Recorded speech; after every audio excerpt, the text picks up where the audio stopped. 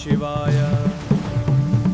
हर हर महादेव, बोल बम बोल। हर साल भारत में एक ऐसी यात्रा शुरू होती है जिसमें ना कोई निमंत्रण होता है, ना ही कोई टिकट होती है और ना ही कोई रजिस्ट्रेशन। फिर भी लाखों लोग अपने घर छोड़कर सैकड़ों किलोमीटर पैदल चल पड़ते हैं, सिर्फ 2 कलशों में भरा थोड़ा सा पानी। लेकिन क्या ये वास्तव में केवल पानी है या इस पानी में छिपा है हजारों वर्षों का इतिहास, आस्था, तपस्या और भगवान शिव का सबसे बड़ा रहस्य। आज हम उसी रहस्य को समझने की कोशिश करेंगे। सबसे पहले बात करेंगे आखिर कांवड़ यात्रा होती क्या है। अगर आपने कभी सावन के महीने में उत्तर भारत की यात्रा की होगी तो आपने जरूर देखा होगा सड़कों पर लाखों लोग, कंधों पर रंग बिरंगी कावड़, हाथों में भगवा झंडे और उनके होठों पर केवल एक ही नाम, हर हर महादेव। लेकिन कावड़ आखिर होती क्या है?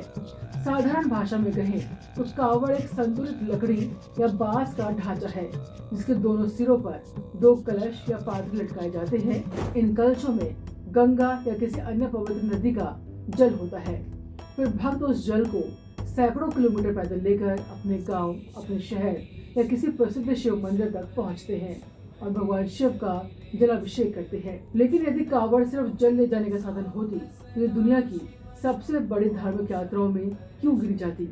असल में कावड़ एक प्रतीक है जिसमें 2 कलश जीवन के 2 पक्षों का प्रतीक है, कर्तव्य और भक्ति, शक्ति और विनम्रता, शरीर और आत्मा और उनके बीच कंधा जो पूरे भार को संतुलित रखता है। मानो ये सिखाता हो कि जीवन भी संतुलन से ही चलता है। एक बड़ा सवाल ये भी है कि क्या कांवड़ यात्रा केवल भारत में ही होती है? दुनिया में अनेक धार्मिक यात्राएं होती हैं।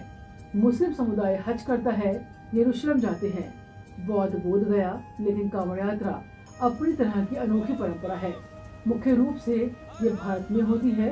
हालांकि नेपाल और दुनिया के कई देशों में बसे भारतीय समुदाय भी सावन के दौरान भगवान शिव का जलाभिषेक करते हैं। फिर भी सबसे विशाल स्वरूप उत्तर भारत में देखने को मिलता है, विशेषकर उत्तराखंड, उत्तर प्रदेश, बिहार, झारखंड, हरियाणा, राजस्थान, दिल्ली, मध्य प्रदेश और हिमाचल प्रदेश।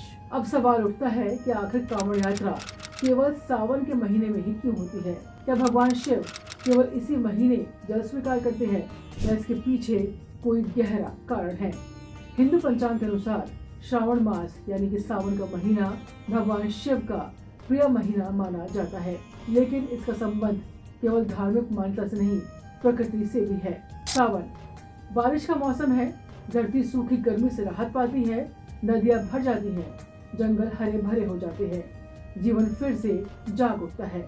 प्राचीन भारत में जब बारिश आती थी तो लोग इसे प्रकृति के पुनर्जन्म के रूप में देखते थे और भगवान शिव जो स्वयं प्रकृति के देव माने जाते हैं, उन्हें इस समय जल अर्पित करना प्रकृति का धन्यवाद करने का एक तरीका माना गया।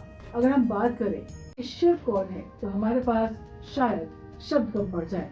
कहा जाता है कि शिव ही संसार है, वही अंत और वही आरंभ है। भगवान शिव दुनिया के शायद सबसे रहस्यमय देवता है।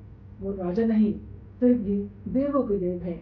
उनके पास महल नहीं, शमशान है, सिंहासन नहीं, बाघ की खाल है, मुकुट नहीं, जटाएं है, सोने के आभूषण नहीं बल्कि सांप है। उनकी गर्दन में विष है, सिर पर गंगा, माथे पर चंद्रमा और तीसरी आंख जो केवल क्रोध का नहीं बल्कि ज्ञान का भी प्रतीक मानी जाती है। शिव विनाश के देव नहीं, परिवर्तन के देव है। वो अंत करते हैं ताकि नई शुरुआत हो सके। इसलिए उनकी पूजा में जल का विशेष महत्व माना जाता है। लेकिन वहीं से एक नया सवाल भी निकलता है, ये परंपरा शुरू कैसे हुई? क्या भगवान शिव को जल चढ़ाने की शुरुआत स्वयं देवताओं ने की थी या केवल लोक परंपरा है? इसका उत्तर हमें मिलता है समुद्र मंथन की कथाओं में। कल्पना कीजिए, पूरा ब्रह्मांड संकट में है, देवता हार चुके हैं, असुर शक्तिशाली हो चुके हैं। अमृत पाने के लिए समुद्र मंथन शुरू होता है, लेकिन अमृत से पहले निकलता है एक ऐसा विष जो पूरे ब्रह्मांड को नष्ट कर सकता है। और उसी क्षण एक देवता पूरे संसार को बचाने के लिए वो विष स्वयं पीते हैं।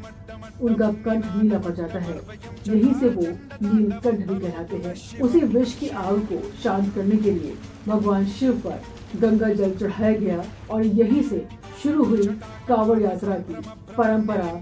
हर हर महादेव। हर हर महादेव।